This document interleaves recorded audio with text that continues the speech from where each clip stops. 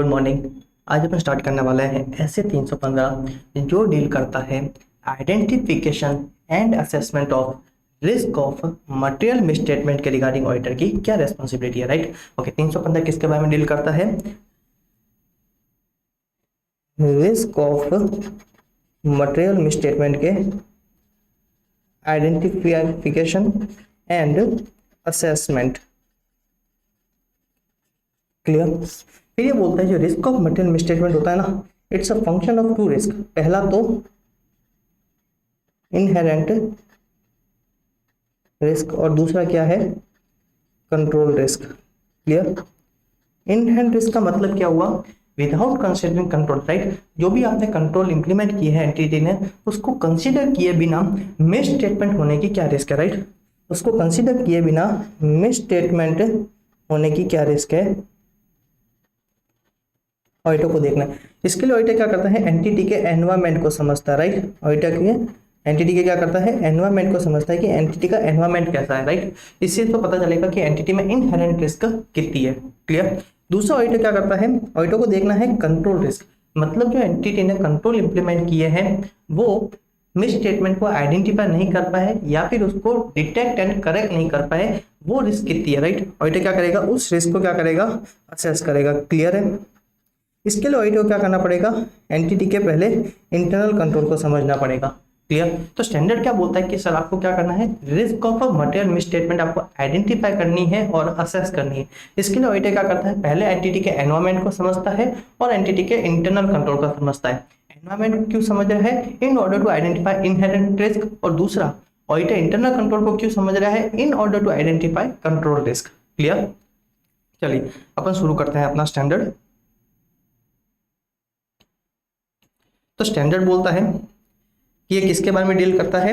Identification assessment of risk of material misstatement. इसके लिए auditor क्या करेगा? पहले तो एंटिटी के एनवायरमेंट को समझेगा और फिर एंटिटी के इंटरनल कंट्रोल को समझेगा। चलिए अपन ऑडिटर का ऑब्जेक्टिव देखते हैं। ऑडिटर का ऑब्जेक्टिव क्या है? तो स्टैंडर्ड बोलता है ऑडिटर को क्या करना है? पहले तो रिस्क ऑफ मटेरियल मिसस्टेटमेंट क्या करना है? आइडेंटिफाई करना है और असेस करना है। क्लियर। और फिर जो भी आपने रिस्क असेस करी है, राइट, जो भी आपने रिस्क असेस करी है उसके बेसिस पे आपको क्या करना है? फर्दर ऑडिट प्रोसीजर डिजाइन करना है, राइट, जिससे कि आप अपने रिस्क ऑफ मटेरियल मिसस्टेटमेंट को क्या कर पाओ? कम कर पाओ। क्लियर। ऑडिटर का पहला ऑब्जेक्टिव क्या है? रिस्क ऑफ मटेरियल मिसस्टेटमेंट को आइडेंटिफाई करना, असेस करना है। और जो भी हमने असेस किया उसके बेसिस पर हम क्या करेंगे? फर्दर ऑडिट प्रोसीजर डिजाइन करेंगे। किस लिए? हमको रिस्क ऑफ मटेरियल मिसस्टेटमेंट को क्या करना है? कम करना है। हमको रिस्क ऑफ मटेरियल मिसस्टेटमेंट को क्या करना है? कम करना है।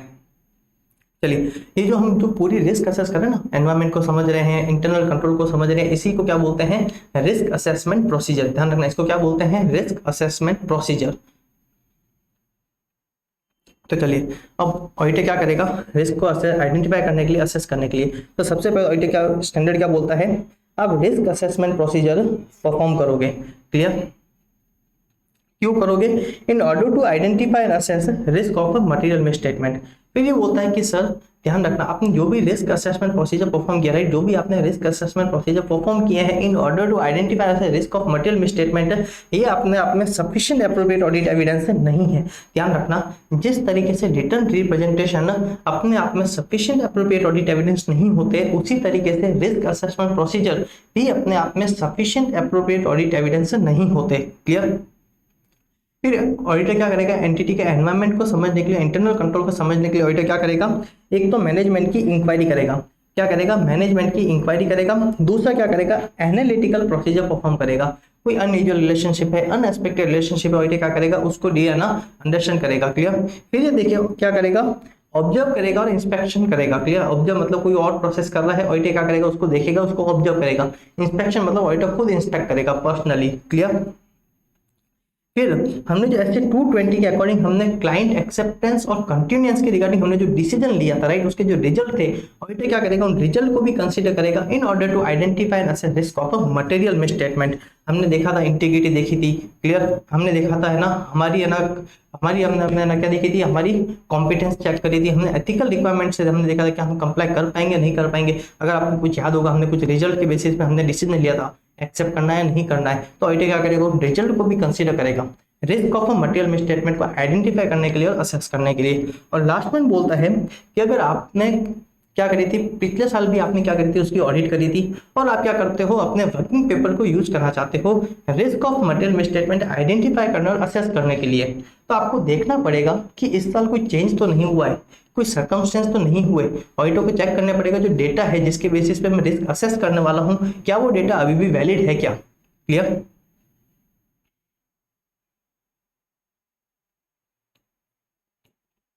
फिर हमने क्या बात करी थी, ऑडिटर को क्या करना है, रिस्क ऑफ मटेरियल मिसस्टेटमेंट को आइडेंटिफाई असेस करने के लिए क्या करना है, पहले वो क्या करेगा, एंटिटी के एनवायरमेंट को समझेगा और एंटिटी के इंटरनल कंट्रोल को समझेगा। क्लियर। तो सबसे पहले करके ऑडिटर एंटिटी के एनवायरमेंट को कैसे समझेगा, तो सबसे पहले तो ऑडिटर चेक करेगा कि वो किस इंडस्ट्री से बिलोंग करती है, राइट, और उस इंडस्ट्री का अभी का एनवायरमेंट कैसा है, क्या वो बहुत ज़्यादा ग्रोथ में है, क्या फिर बहुत ज़्यादा कॉम्प्लेक्सिटी है।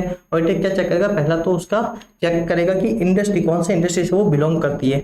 दूसरा वो चेक करेगा law and regulation applicable on entity, अगर एक से ज़्यादा रेगुलेशन एप्लीकेबल है तो ऑब्वियसली बात है एनवायरमेंट थोड़ा सा टिपिकल है, मिस स्टेटमेंट होने के चांसेज है। ऑडिटर अदर फैक्टर्स भी चेक करेगा और फाइनेंशियल रिपोर्टिंग फ्रेमवर्क जो एप्लीकेबल है ऑडिटर क्या चेक करेगा, उसको भी कंसिडर करेगा। फिर ये क्या करेगा, नेचर ऑफ एंटिटी देखेगा। नेचर ऑफ एंटिटी में क्या देखेगा, पहले तो उसका ऑपरेशन, क्लियर, वो क्या काम करते हैं। दूसरा देखेगा उसका ओनरशिप एंड गवर्नेंस, राइट, उसके कौन ओनर्स है, उसका गवर्नेंस स्ट्रक्चर कैसा है, इक्विटी है, फाइनेंशियल कैसा है। फिर चेक करेगा टाइप ऑफ इन्वेस्टमेंट, एंटिटी कैसे टाइप के है ना एसेट में इन्वेस्ट करती है, रियल एस्टेट में करती है, सिक्योरिटीज में करती है, या फिर एंटिटी के विजन चेक करेगा, एंटिटी किस टाइप के है ना इन्वेस्टमेंट करती है या फिर इन्वेस्ट करने का सोच रही है। और लास्ट में देखेगा एंटिटी का स्ट्रक्चर एंड फाइनेंस, एंटिटी का किस तरीके से फाइनेंस किया गया, क्या ये डेट बेस्ड है, इक्विटी बेस्ड है, किस टाइप का है। ऑडिटर क्या चेक करेगा, लास्ट में ये चेक करेगा। फिर ऑडिटर चेक करेगा एंटिटी की अकाउंटिंग पॉलिसी, राइट, फिर चेक ऑडिटर चेक करेगा एंटिटी का objective and strategy, and last में ऑडिटर क्या चेक करेगा, जो फाइनेंशियल स्टेटमेंट है उसको मेजर करेगा और रिव्यू करेगा। अगेन अपन देखते हैं ऑडिटर क्या करेगा, एंटिटी के एनवायरमेंट को समझने के लिए पहला तो चेक करेगा वो कौन से इंडस्ट्री से बिलोंग करती है, लॉ एंड रेगुलेशन एप्लीकेबल और एंटिटी। फिर ये चेक करेगा एंटिटी का नेचर ऑफ ऑपरेशन, वो किस तरीके से फाइनेंस करी गई है, वो किस टाइप के इन्वेस्टमेंट कर रही है। क्लियर। वो लास्ट में देखेगा, फिर देखेगा एंटिटी ने किस टाइप की अकाउंटिंग पॉलिसी एडॉप्ट कर रखी है। फिर वो देखेगा एंटिटी के ऑब्जेक्टिव स्ट्रेटेजी, और लास्ट में क्या करेगा, फाइनेंशियल स्टेटमेंट को रिव्यू करेगा और मेजर करेगा। एंटिटी के एनवायरमेंट को समझने के लिए वो चेक करना चाहता है इनहेरेंट रिस्क, क्या चेक करना चाहता है, ऑडिटर का ऑब्जेक्टिव है इनहेरेंट रिस्क को चेक करना। ओके। फिर एक क्वेश्चन आ रखा था एग्जाम में, सोर्स ऑफ इंफॉर्मेशन, मतलब ऑडिटर को कहाँ से है ना पता चलेगा क्लाइंट के बिजनेस के बारे में, राइट, क्लाइंट के बिजनेस के बारे में ऑडिटर को कहाँ से पता चलेगा। तो कुछ एग्जाम्पल दे रखे हैं, अपन को यही लिखना है अगर वापस से क्वेश्चन आता है। ऑल्दो यहाँ के बहुत सारे ऑप्शन हो सकते हैं क्लाइंट के बिजनेस को जानने के लिए, तो जो इंस्टीट्यूट ने लिखा है अपन को वही लिखना है। पहला तो एनुअल रिपोर्ट, जो एंटिटी एनुअल रिपोर्ट इशू करती है ऑडिटर वहां से है ना बिजनेस को समझ सकता है। मिनट्स ऑफ मीटिंग से, जो इंटरनल फाइनेंशियल कंट्रोल पे रिपोर्ट इशू हुई है वहां से, जो वर्किंग पेपर है ऑडिटर के, डिस्कशन विद क्लाइंट, क्लाइंट के साथ डिस्कस करके ऑडिटर क्या कर सकता है, एंटिटी का एनवायरमेंट को समझ सकता है। प्रीमाइस को विजिट करके ऑडिटर क्या करेगा, उस प्रीमाइस को एंटिटी को क्या करेगा, विजिट करेगा। एंड लास्ट में क्या दिया हुआ है, एंटिटी के पॉलिसी को समझ के, एंटिटी ने क्या पॉलिसी है ना इश्यू कर रखी है। क्लियर। तो यहां से तो ऑडिटर क्या करेगा, इनहेरेंट रिस्क को आइडेंटिफाई करेगा और असेस करेगा। अब बात आती है इंटरनल कंट्रोल को समझना, राइट। तो ऑडिटर को क्या करना पड़ेगा, कंट्रोल रिस्क को आइडेंटिफाई असेस करने के लिए ऑडिटर को क्या करना पड़ेगा, एंटिटी के इंटरनल कंट्रोल को समझना पड़ेगा। तो ये क्या बोलता है कि इंटरनल कंट्रोल बहुत वाइड कॉन्सेप्ट है, राइट। इंटरनल कंट्रोल क्या है, बहुत वाइड कॉन्सेप्ट है। ऑडिटर सारे इंटरनल कंट्रोल चेक नहीं करेगा, ऑडिटर सारे इंटरनल कंट्रोल चेक नहीं करेगा, ऑडिटर वही कंट्रोल चेक करेगा जो रेलेवेंट टू ऑडिट है, राइट, जो रेलेवेंट टू ऑडिट है। यहाँ पे ऑडिटर का क्या रहेगा, प्रोफेशनल जजमेंट रहेगा, राइट। ऑडिटर क्या रहेगा, professional judgement. Auditor internal control में क्या चेक करेगा, ऑडिटर इंटरनल कंट्रोल में क्या चेक करेगा, तो पहला तो देखेगा उसका डिजाइन, जो एंटिटी का स्ट्रक्चर है, जो एंटिटी का एनवायरमेंट है, जो इंटरनल कंट्रोल पे बने हैं, क्या वो उसके एडिक्वेट है। क्लियर। और फिर दूसरा देखेगा ऑडिटर उसका इम्प्लीमेंटेशन, राइट, जिस तरीके से उसको डिजाइन किया गया है क्या वो उसी तरीके से प्रॉपर्ली इंप्लीमेंट हुआ है या नहीं। ऑडिटर क्या चेक करेगा, इंटरनल कंट्रोल में दो चीज चेक करेगा, पहला तो उसका डिजाइन एंड सेकंड उसका इम्प्लीमेंटेशन। क्लियर। अब आता है सर इंटरनल कंट्रोल में क्या क्या आता है, इंटरनल कंट्रोल में क्या क्या आता है। तो सबसे फर्स्ट आता है कंट्रोल एनवायरनमेंट। क्या आता है, कंट्रोल एनवायरनमेंट। ऑडिटर क्या करेगा, एंटिटी के एनवायरनमेंट को देखेगा, वहां की ऑनेस्टी, वहां का कल्चर देखेगा, वहां के पर्सन का बिहेवियर चेक करेगा। क्योंकि जो कंट्रोल एनवायरनमेंट होता है ना, वो इंटरनल कंट्रोल के जो दूसरे पिलर्स होते हैं, दूसरे एस्पेक्ट्स होते हैं, उसको सही तरीके से ऑपरेट करने में हेल्प करता है, राइट। उसको सही तरीके से ऑपरेट करने में क्या करता है, हेल्प करता है। ऑडिटर क्या चेक करेगा, culture of honesty, ethical behaviour. Clear. अब जिस तरीके से ऑडिटर रिस्क को आइडेंटिफाई असेस करता है, मैनेजमेंट की भी रेस्पॉन्सिबिलिटी है रिस्क को आइडेंटिफाई करना और असेस करना, जिसको अपन बोलते हैं risk assessment process by management. उसको अपन क्या बोलते हैं, risk assessment process by management. Entity का जो है ना भी क्या होता है, रिस्क असेसमेंट प्रोसेस होता है। तो ऑडिटर तो सबसे पहले चेक करेगा कि क्या एंटिटी का रिस्क असेसमेंट प्रोसेस है। ऑडिटर सबसे पहले ये चीज चेक करेगा। क्लियर। फिर अगर है, राइट, ऑडिटर क्या चेक करेगा, सबसे पहले तो वो है या नहीं, और अगर रिस्क असेसमेंट प्रोसेस है, क्या एंटिटी ने कोई बिजनेस रिस्क आइडेंटिफाई करी है। ऑडिटर क्या चेक करेगा, क्या एंटिटी ने कोई बिजनेस रिस्क आइडेंटिफाई करी है, और अगर रिस्क आइडेंटिफाई करी है तो क्या वो सिग्निफिकेंट रिस्क है, राइट। ऑडिटर क्या चेक करेगा, क्या वो सिग्निफिकेंट रिस्क है।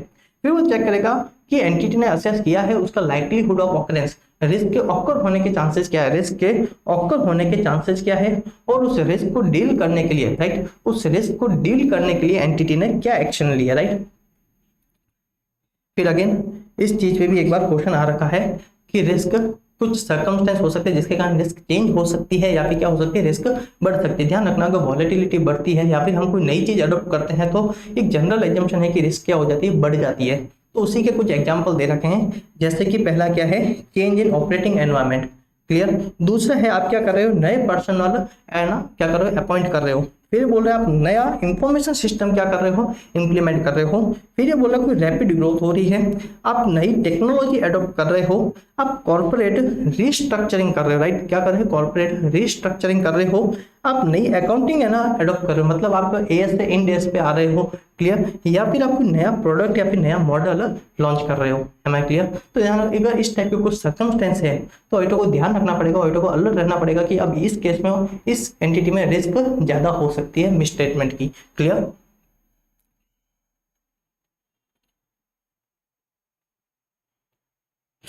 ऑडिटर थर्ड चीज क्या चेक करेगा, इंटरनल कंट्रोल में अपन इंटरनल कंट्रोल के कंपोनेंट पढ़ रहे हैं कि ऑडिटर इंटरनल कंट्रोल में क्या क्या चेक करेगा। तो सबसे पहला था कंट्रोल एनवायरनमेंट, सेकंड चीज थे risk assessment process by management. Clear. अब थर्ड चीज है इंफॉर्मेशन सिस्टम, राइट, जो भी फाइनेंशियल रिपोर्टिंग से, राइट, जो भी फाइनेंशियल रिपोर्टिंग से रिलेटेड इंफॉर्मेशन सिस्टम है या फिर जो बिजनेस प्रोसेस है, ऑडिटर क्या करेगा, उसको अंडरस्टैंड करेगा, राइट। अब ऑडिटर क्या क्या एरिया चेक करेगा उसके लिए, तो सबसे पहले तो देखेगा जो सिस्टम है वो किस तरीके से ट्रांजैक्शन को इनिशिएट करता है, प्रोसेस करता है, रिकॉर्ड करता है। क्लियर। सेकेंड चीज करेगा कि जो अगर कोई है ना गलत तरीके से प्रोसेसिंग हुई है, राइट, अगर कोई इनकरेक्ट प्रोसेसिंग हुई है तो वो सिस्टम उसको किस तरीके से सही कर रहा है, किस तरीके से उसको रिजॉल्व कर रहा है। क्लियर। फिर अगर सिस्टम को कोई ओवरराइड करता है, राइट, अगर सिस्टम को कोई ओवरराइड करता है तो सिस्टम उसको किस तरीके से डील करेगा। क्लियर। अगर कोई उसको ओवरराइड करता है तो सिस्टम उसको किस तरीके से डील करेगा, और सिस्टम टीपीएस जो ट्रांजैक्शन प्रोसेसिंग सिस्टम होता है उसको उसे जनरल लेजर में किस तरीके से ट्रांसफर करेगा। मतलब जो हम एंट्री होती है, एंट्री से हम जो जनरल लेजर बनाते हैं, ऑडिटर चेक करेगा सिस्टम एंट्री से जनरल लेजर कैसे बना रहा है। क्लियर। एंड लास्ट वन, कुछ ऐसे है ना एंट्रीज होती है, कुछ ऐसी एंट्री होती है जो ट्रांजैक्शन बेस्ड नहीं होती है, राइट, जो ट्रांजैक्शन बेस्ड नहीं होती, जैसे डेप्रिसिएशन। क्लियर। जैसे कि डेप्रिसिएशन, तो ऑडिटर क्या चेक करेगा कि जो इंफॉर्मेशन सिस्टम है इस तरीके से एंट्री को किस तरीके से आइडेंटिफाई कर रहा है, रिकॉर्ड कर रहा है, प्रोसेस कर रहा है। क्लियर। एंड लास्ट वन कह रहा है कि जो फाइनेंशियल स्टेटमेंट के अकॉर्डिंग जो डिस्क्लोजर देने पड़ते हैं, क्या सिस्टम एडिक्वेट डिस्क्लोजर दे रहा है या नहीं दे रहा है। क्लियर। फिर आईटी के कुछ अपने बेनिफिट्स है और आईटी के कुछ अपनी रिस्क है, ज्यादा इंपॉर्टेंट नहीं है। आईटी रिस्क पे एक बार क्वेश्चन आ रखा है, अपन अपना जो क्वेश्चन सेशन होगा अपन उसको वहीं पे कवर कर लेंगे, नहीं तो अपन जब टैली करेंगे ना अपन वहां पे इसको कवर कर लेंगे रिस्क को। फिर ये बोलता है जो भी control activity relevant to audit है, ऑडिटर क्या करेगा, उसकी अंडरस्टैंडिंग लेगा। क्या करेगा, उसकी अंडरस्टैंडिंग लेगा, जिसके बेसिस पर ऑडिटर क्या करेगा, अपने फर्दर ऑडिट प्रोसीजर डिजाइन करेगा। क्लियर। और जब कंट्रोल एक्टिविटी की अंडरस्टैंडिंग लेगा तो ऑडिटर ये भी चेक करेगा जो इंटरनल जो इंफॉर्मेशन सिस्टम से जो रिस्क हो रही थी, राइट, जो इंफॉर्मेशन सिस्टम से जो रिस्क जनरेट हो रही थी, मैनेजमेंट उसको किस तरीके से डील कर रहा है, कैसे रेस्पॉन्स कर रहा है, right, response to risk arising from the IT. Last में ये बोलता है मॉनिटरिंग ऑफ कंट्रोल। पहला तो रेस्पॉन्सिबिलिटी किसकी है, मैनेजमेंट की। क्या चेक करेगा, ऑपरेटिंग इफेक्टिवली। क्लियर। आपने डिजाइन कर लिया, इंप्लीमेंट कर लिया, पर क्या वो प्रॉपरली ऑपरेट कर रहा है या नहीं कर रहा है। क्लियर। फिर वो चेक करेगा understanding of the activity use to monitor, management किस तरीके से है ना इंटरनल कंट्रोल को चेक कर रही है, रिव्यू कर रही है कि प्रॉपरली है ना ऑपरेटिंग इफेक्टिवली हो रहे हैं या नहीं हो रहे। क्लियर। दूसरा क्या चेक करेगा, क्या एंटिटी में कोई इंटरनल ऑडिट फंक्शन है। एंड थर्ड चीज वो चेक करेगा सोर्स ऑफ इंफॉर्मेशन। क्या चेक करेगा, सबसे पहले तो चेक करेगा कि किस बेसिस पे मैनेजमेंट आइडेंटिफाई कर रही है कि जो इंटरनल कंट्रोल है वो इफेक्टिवली ऑपरेट कर रहे हैं। दूसरा क्या चेक करेगा, क्या एंटिटी में कोई इंटरनल ऑडिट फंक्शन है। और थर्ड वन क्या चेक करेगा, सोर्स ऑफ इंफॉर्मेशन।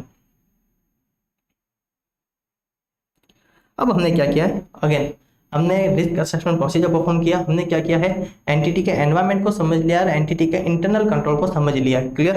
अब जब हमने एनवायरनमेंट को समझ लिया, इंटरनल कंट्रोल को समझ लिया, तो अब हम क्या करेंगे, रिस्क को आइडेंटिफाई करेंगे और असेस करेंगे। क्या करेंगे, रिस्क को आइडेंटिफाई करेंगे और असेस करेंगे। तो ध्यान रखना, आप रिस्क को दो लेवल पे असेस करते हो, पहला तो फाइनेंशियल स्टेटमेंट लेवल और दूसरा एडजस्टमेंट लेवल। आप चेक करते हो कि जो रिस्क है राइट वो एप्लीकेबल पूरे फाइनेंशियल स्टेटमेंट पे है या फिर कोई पर्टिकुलर एडजस्टमेंट पे। क्लियर। तो आप क्या करोगे, रिस्क को पहले आइडेंटिफाई करोगे फाइनेंशियल स्टेटमेंट लेवल एंड दूसरा एडजस्टमेंट लेवल। फिर ये बोलता है आप क्या करोगे, पहले तो रिस्क को आइडेंटिफाई करोगे, फिर आप क्या करोगे उसको असेस करोगे, क्या ये पूरे फाइनेंशियल स्टेटमेंट पे है ना अफेक्ट कर रही है या फिर किसी पर्टिकुलर एडजस्टमेंट को अफेक्ट कर रही है। क्लियर। फिर आप देखोगे उसका पोटेंशियल इफेक्ट। आप क्या करोगे, आप देखना हम क्या कर रहे हैं, हमने रिस्क को असेस कर रहे हैं, हम क्या कर रहे हैं रिस्क को असेस कर रहे हैं, हमने इंटरनल कंट्रोल समझ लिया, एनवायरनमेंट समझ लिया, अब हम क्या कर रहे हैं रिस्क को असेस कर रहे हैं। इस पे ध्यान रखना, इंस्टीट्यूट क्वेश्चन पूछ रखा है कि ऑडिटर किस तरीके से रिस्क को असेस करेगा। क्लियर। तो सबसे पहले ऑडिटर चेक करेगा क्या वो परवेजिव है या फिर कोई पर्टिकुलर एडजस्टमेंट को अफेक्ट कर रही है। फिर ऑडिटर क्या चेक करेगा, उसका पोटेंशियल इफेक्ट। राइट। क्या चेक करेगा उसका पोटेंशियल इफेक्ट, अगर रिस्क ऑकर हो जाती, क्या रिस्क ऑकर हो जाती है तो क्या गलत हो सकता है, क्या नुकसान हो सकता है। Clear. What can go wrong. फिर वो क्या चेक करेगा उसका लाइक्लीहुड ऑफ ऑकरेंस, रिस्क के ऑकर होने के क्या चांसेज है। राइट। रिस्क के ऑकर होने के क्या चांसेज है। और जो हम रिस्क आइडेंटिफाई करेंगे, असेस करेंगे, उसके बेसिस पर ऑडिटर क्या करेगा, अपना फर्दर ऑडिट प्रोसीजर डिजाइन करेगा। फिर स्टैंडर्ड बोलता है, ध्यान रखना हमने सेम चीज ऐसे 240 में भी देखी थी, सेम चीज हमने ऐसे 240 में भी देखी थी। स्टैंडर्ड बोलता है अगर रिस्क सिग्निफिकेंट रिस्क है, ध्यान, अगर रिस्क का सिग्निफिकेंट रिस्क है तो ऑडिटर को उसके जो रिलेटेड कंट्रोल, राइट, ऑडिटर को उसके जो रिलेटेड कंट्रोल है उनको चेक करना पड़ेगा। क्लियर। फिर स्टैंडर्ड ने बोला है कि आप किस तरीके से आइडेंटिफाई करोगे कि रिस्क सिग्निफिकेंट रिस्क है या नहीं। राइट। आप कुछ फैक्टर्स बता रहा है, तो ध्यान रखना अगेन ये ऑडिटर का क्या है, प्रोफेशनल जजमेंट। राइट। पर स्टैंडर्ड ने कुछ गाइड दे रखा है कि आप किस तरीके से रिस्क को सिग्निफिकेंट रिस्क कंसीडर करोगे। तो पहला तो आप चेक करोगे क्या रिस्क फ्रॉड से रिलेटेड है। आप क्या चेक करोगे, सबसे पहले कि क्या रिस्क फ्रॉड से रिलेटेड है। फिर आप चेक करोगे क्या रिलेटेड पार्टी इन्वॉल्व है।